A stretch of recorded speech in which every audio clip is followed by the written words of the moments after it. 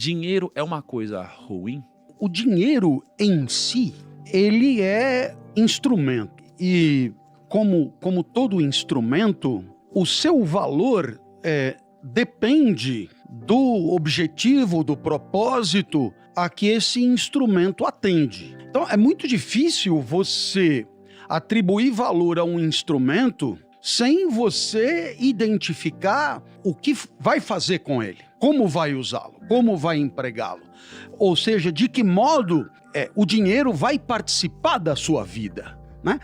Porque em si ele é só meio, e como todo meio, o seu valor está vinculado ao que vem depois, ao que você pretende com ele, ou o que você efetivamente poderá fazer com ele. Então, eu te diria que o valor do dinheiro, ele pode ir de A a Z. Ele pode ir do 1000 ao 1.000.000. Ele pode ir desde um dinheiro aportador de uma vida sábia, de uma vida boa, de uma vida rica, de uma vida próspera do ponto de vista espiritual, até o dinheiro que escraviza, que tiraniza, que humilha, que rebaixa e que faz, digamos, torna a existência uma existência rebaixada e fracassada. E é por isso que eu sei que a resposta é um pouco frustrante, porque as pessoas gostam de posicionamentos que sejam imediatamente percebidos como verdadeiros.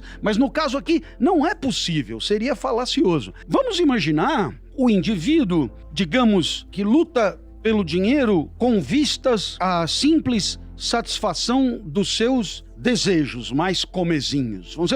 Vamos combinar? Esse é um caso muito trivial, né? Então, o indivíduo deseja tal coisa, então ele sabe que aquela coisa requer um instrumento que é o dinheiro, então ele vai atrás do dinheiro para alcançar aquela coisa. Portanto, o valor do dinheiro está diretamente relacionado à satisfação daquele desejo. É claro que o que você deseja é indicativo do valor que aquele dinheiro vai ter. Então, nesse sentido, nós poderíamos dizer que o dinheiro poderia ficar circunscrito a um valor de consumo de coisas triviais que podem trazer um certo prazer imediato, podem incluir num certo grupo de pessoas que detêm aquilo que o dinheiro pôde aportar, e com isso traz algumas vantagens de vida que são óbvias. Resta saber qual é o valor dessas vantagens. Muitas vezes essas vantagens, elas são limitantes da vida, são um teto muito baixo, são um teto, eu diria, restritivo daquilo que poderia ser mais augusto, mais auspicioso, que são, evidentemente, os caminhos de maior elevação espiritual. Então, o indivíduo que vive para satisfazer desejos, ele enche um saco sem fundo, os desejos não se deixam satisfazer, os desejos pressupõem falta, e toda vez que você preenche um desejo, você imediatamente abre a fresta para que novos desejos surjam e apareçam. Não há como pensar no valor do dinheiro sem essa perspectiva de satisfação de um desejo que não se deixa satisfazer. Então, nesse sentido, todo mundo sabe que quando você compra um artefato técnico, e esse artefato técnico costuma ter um número, né? Tablet número 5, por exemplo, né? E aí, ao comprar, muito rapidamente, a lógica da circulação do capital exige, é preciso que você continue gastando e, portanto, é preciso que haja algo além dos 5 a comprar, portanto, os 6. E aí, claro, é preciso inovar, e aí você acrescenta algum atributo técnico, muitas vezes interessante mesmo, e aí você compra o 6 e o 7 e o 8, e a única garantia é que não parará no 10, né? Não parará no 10. Você vai entulhando coisas que, de alguma maneira, atenderão a uma alegria imediata, mas, obviamente, se inscrevem numa lógica onde você estará sempre fomentado ou instado a ir comprar outro e outro. Então, nesse sentido, o dinheiro pode ter um valor de teto muito, muito acanhado, muito apequenador, muito reduzido, muito embora existente, porque ainda é melhor ter aqui e acolá a satisfação de alguma coisa, ainda que comezinha, do que não poder, de fato, ter nenhum tipo de prazer que essas coisas trazem. Agora, o dinheiro pode proporcionar coisas muito maiores. Verdadeiros valores existenciais podem estar vinculados ao dinheiro mais ou menos diretamente.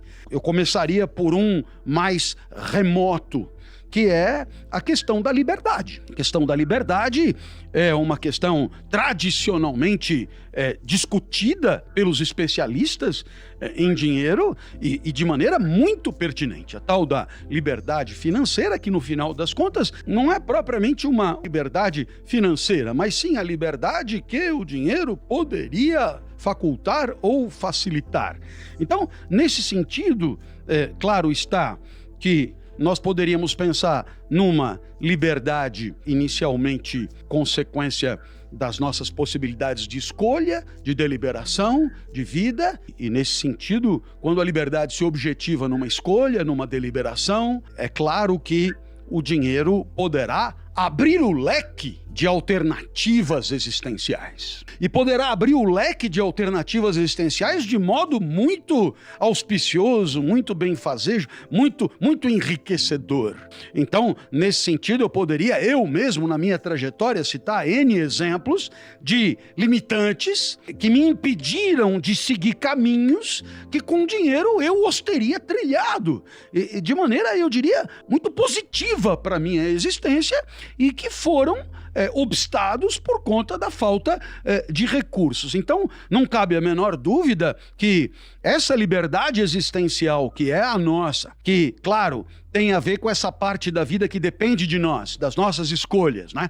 Os estoicos nos ensinam, como Epicteto, um pedaço da vida depende de nós, o outro pedaço não depende de nós. Agora, para esse pedaço que depende de nós, o dinheiro pode ser muito potencializador. E nesse sentido, ele não será de jeito nenhum um mal. Perceba como o valor do dinheiro tem a ver com o uso que você fará dele. Então, nesse sentido, eu poderia te dizer que hoje eu tenho um trabalho ligado à filosofia e que é apresentado nas redes sociais, apresentados pela internet, apresentados, etc. Se eu tivesse mais recursos, o meu trabalho ele poderia ser, eu diria, capilarmente alcançar mais longe e chegar a segmentos da sociedade que eu não consigo alcançar. Através dos recursos do marketing digital eu poderia ir mais longe e tornar o meu trabalho mais conhecido. E como eu acredito no meu trabalho e acredito que o meu trabalho seja um bom trabalho para as pessoas, se eu tivesse dinheiro, eu poderia fazer coisas muito boas com esse dinheiro e ir muito além daquilo que eu consigo fazer com os recursos que são os meus. Então eu vejo aí, claro, o dinheiro como um instrumento de alguma coisa muito positiva e eu diria não só para mim, mas para todos que eu possa impactar com a minha vida. Então aí você tem um exemplo de positividade óbvia.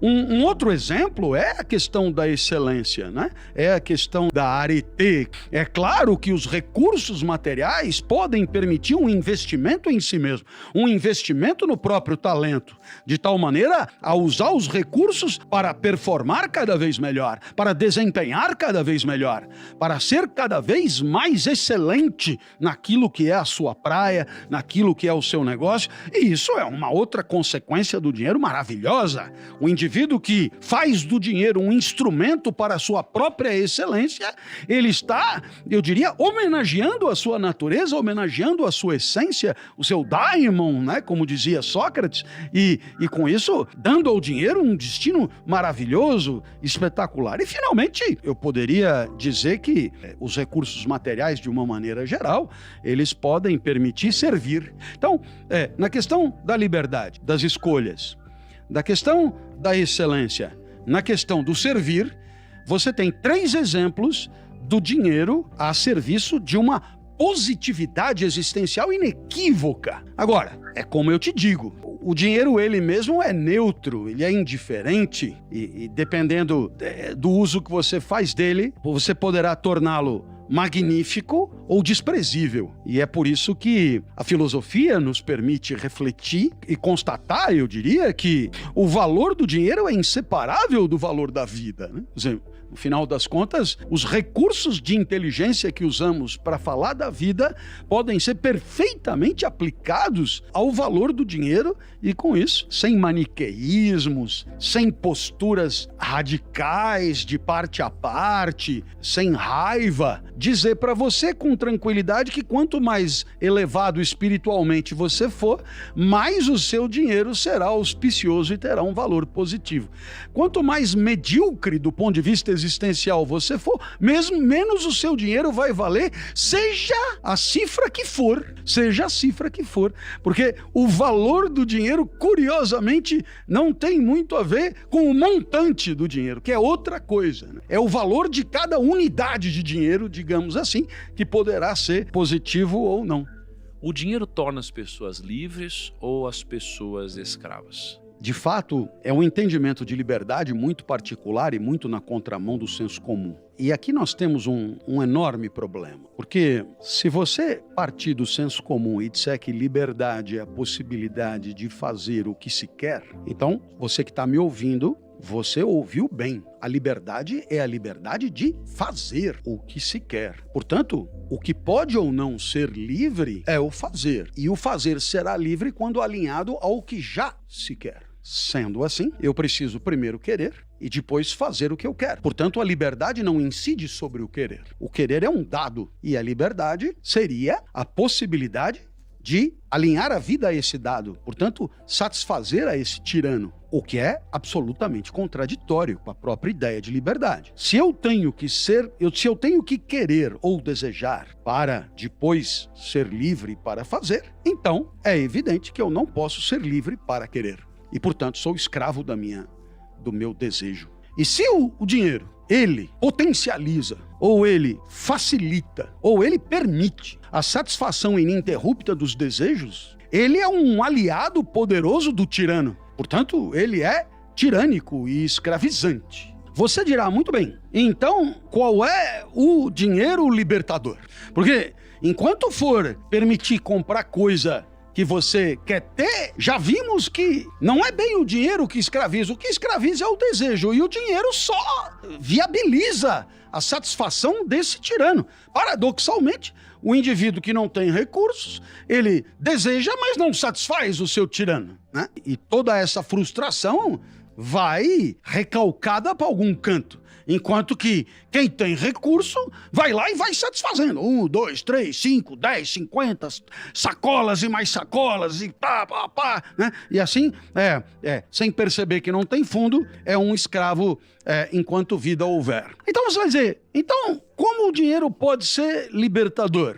Oi, o dinheiro só será libertador se você não for escravo das suas forças mais profundas, mais íntimas, mais subterrâneas, mais pulsionais. E, portanto, eu diria que só aquele que tem dinheiro pode ser livre. Mas não porque compra e se ajoelha diante dos seus desejos, mas porque pode comprar e não compra. Sendo kantiano até a medula, porque o sujeito que deseja e não tem como comprar, você nunca sabe se ele não tem porque ele não tem como comprar, ou se é porque, de fato, ele é livre em relação às suas inclinações, aos seus apetites. Se tivesse, compraria. Se tivesse, seria escravo. Se tivesse, se ajoelharia.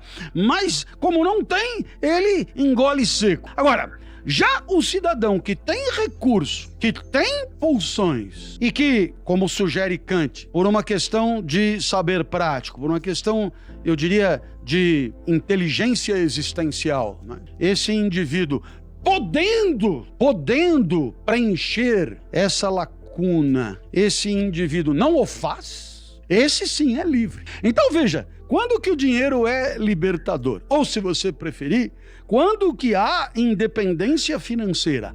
Há independência financeira não quando eu uso o dinheiro para tampar os meus buracos, mas quando, podendo tampá-los, eu não o uso. E não é por sovinice, ou não é por estratégia, ou não é segurar aqui para poder tampar um buraco maior lá. Não é, não. É por uma questão de sabedoria existencial. Muito embora eu possa ter uma vida sofisticada, eu entendo, porque tenho sabedoria, que uma vida simples me convém mais. Então, eu tenho condições de viver outramente, mas eu viverei desse jeito, porque assim, eu diria, a minha filosofia sugere.